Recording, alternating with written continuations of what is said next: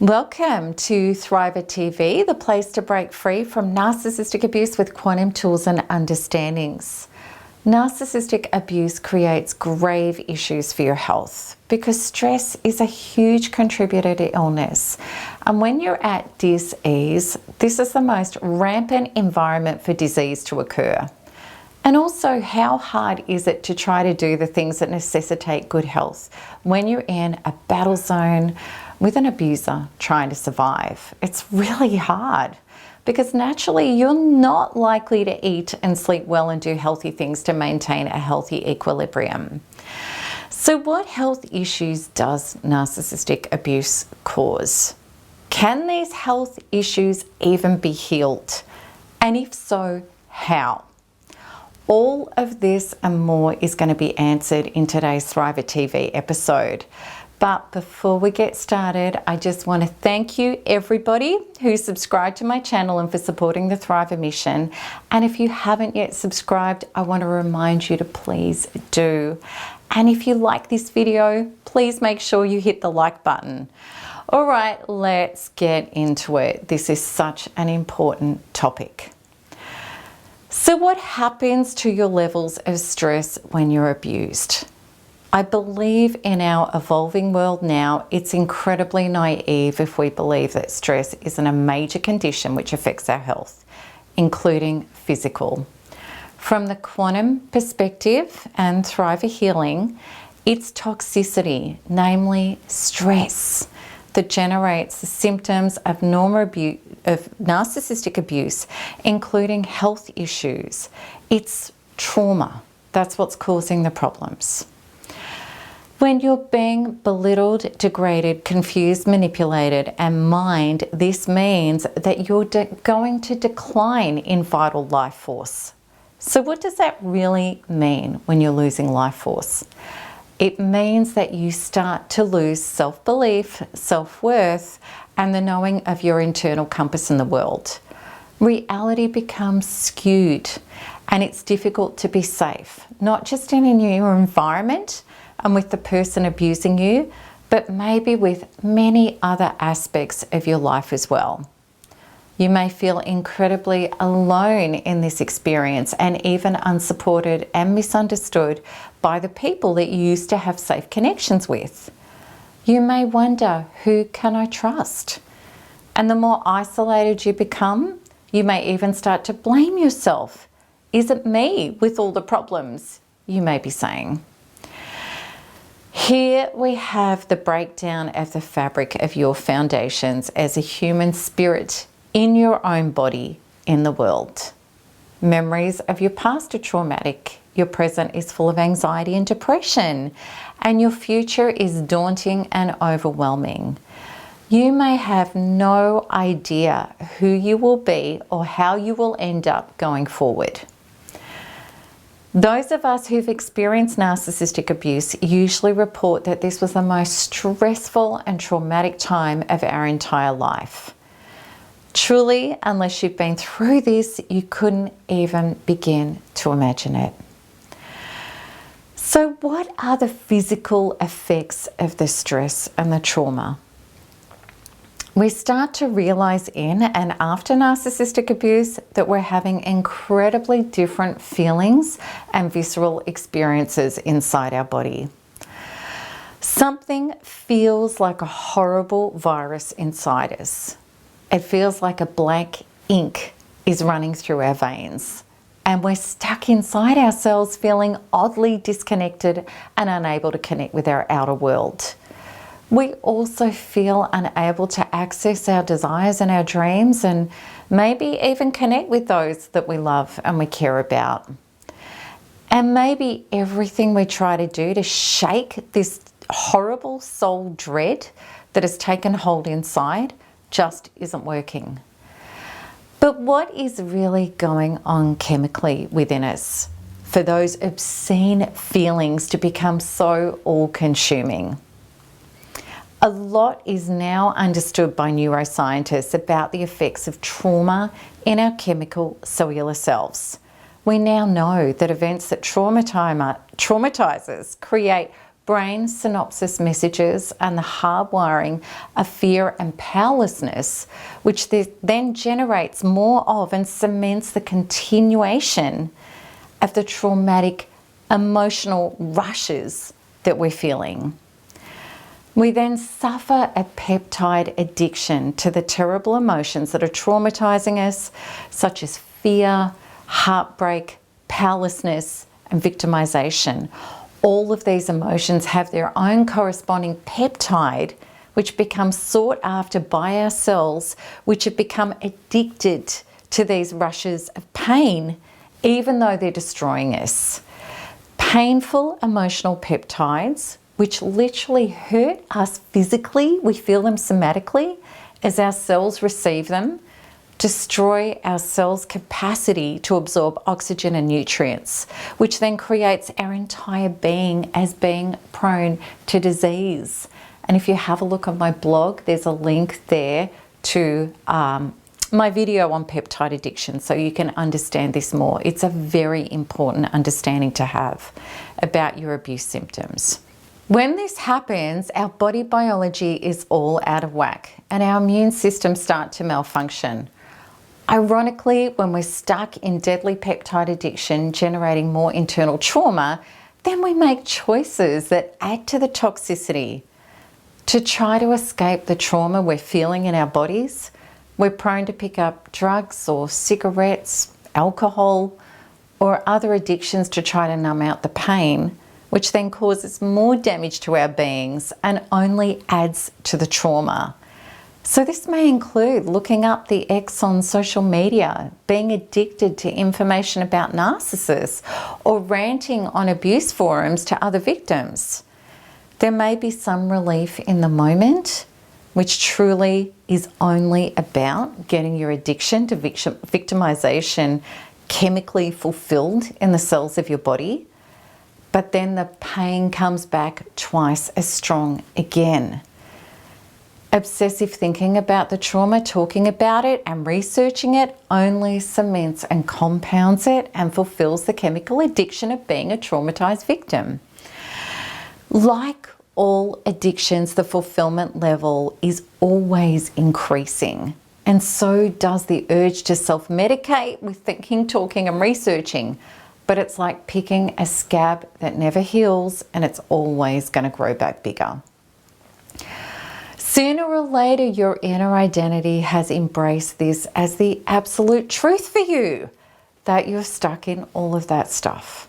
And this is why abused people, even decades after the actual abuse, even if they get away, keep breaking down more and more as the years go on. And if you've been on contemporary abuse forums and you've read people's posts decades after narcissistic abuse, you will know that what I am saying is true. Even trying to ignore the trauma by distracting yourself is not healthy. Unattended to trauma is as faithful as housework. It only piles up and gets bigger, and it's going to do push-ups in the background waiting for a gap to burst through. And that's why in the most incredible moments, we just break down or have panic attacks or something happens. Of course, the strain of the unattended to and growing trauma within you is making your interior toxic, and it's taking you towards health breakdown, whereby if the trauma is not addressed, then it will start to express itself more than emotionally and mentally. It's going to start appearing physically. Already the nervous system is affected because the emotional, visceral and nervous systems where trauma impacts and accumulates are all deeply interrelated. The nervous system starts breaking down with things like complicated post-traumatic stress disorder, panic attacks and agoraphobia. Anxiety and depression are also byproducts. Then the dis-ease will go into the body. Fibromyalgia can set in, adrenal malfunction, hair loss and other associated breakdowns.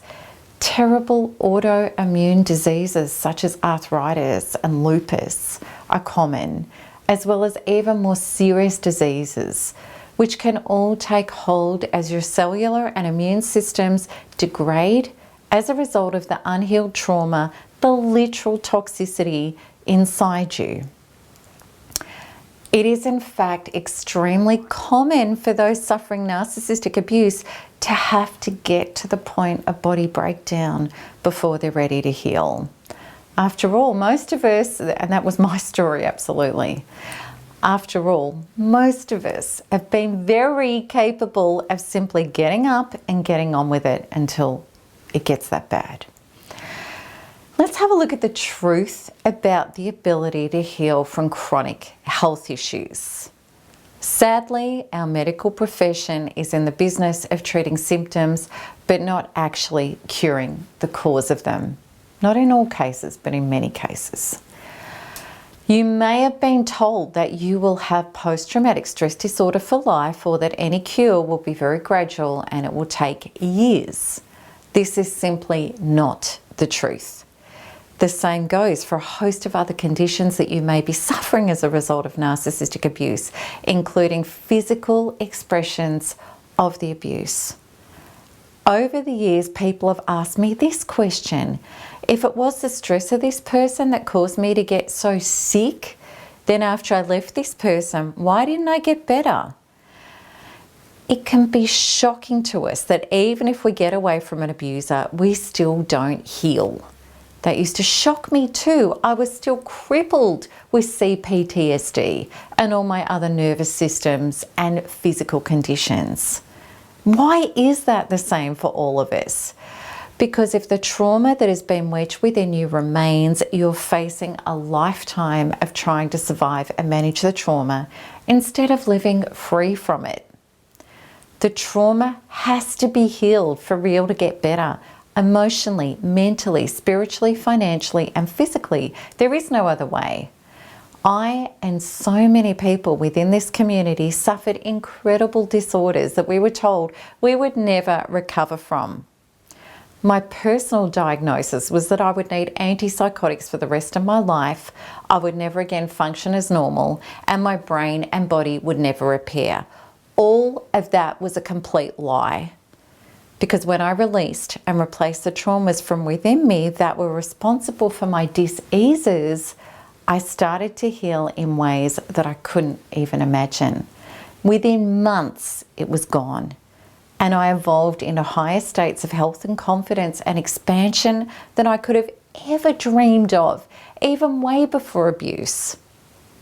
It's another lie that you will need to be institutionalized into a system of medication and therapy for years or decades to survive what happened to you.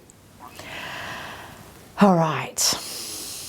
I couldn't even begin to tell you the thousands of incredible stories within this community of healing and resurrection on all levels, including, of course, physically.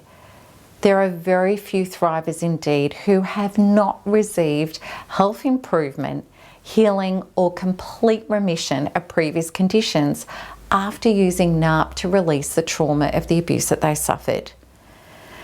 And if that was not possible because health was just too far gone, such as in the case of some terminal illness, these dear souls have been able to reach a piece of self that they couldn't previously access.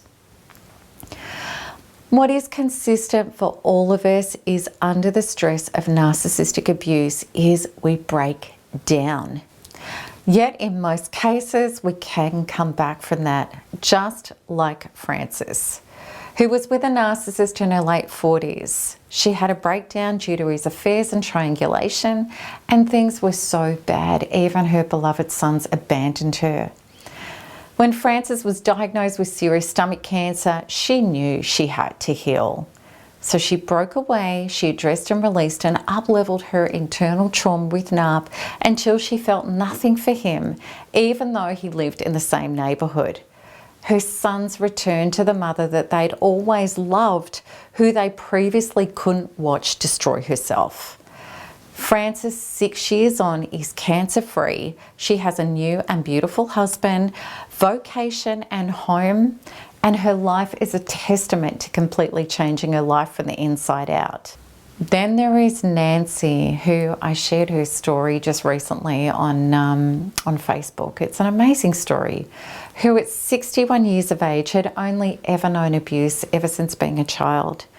Nancy was diagnosed with severe rheumatoid arthritis, RA, an autoimmune disease which, when she was in abusive relationships, would flare up to almost intolerable levels that even her most powerful medications could not ease. After only a year of committing to do the inner work with NARP, Nancy reported that she was free of not just her painful and awful narcissistic relationship patterns, but all the symptoms of RA had either reduced tremendously or disappeared entirely. And then there's our beloved Anke, who is such a loved member of the NARP community. Anke had suffered from several chronic illnesses, including fibromyalgia and severe ME. I can't pronounce this, but have a look at the word of it on my blog or Google it, ME. What it is, it's a devastating multi-system disease that causes dysfunction of the neurological, immune, endocrine, and energy metabolism systems. Anke was housebound, almost always in bed, and she could only crawl to the bathroom. She couldn't stand or walk because her muscles were too weak. She would also suffer exhaustion and fever from the smallest of things like brushing her teeth or washing her face. And certain lights or sounds knocked Anke out for days. Anke couldn't work. She couldn't even leave the house.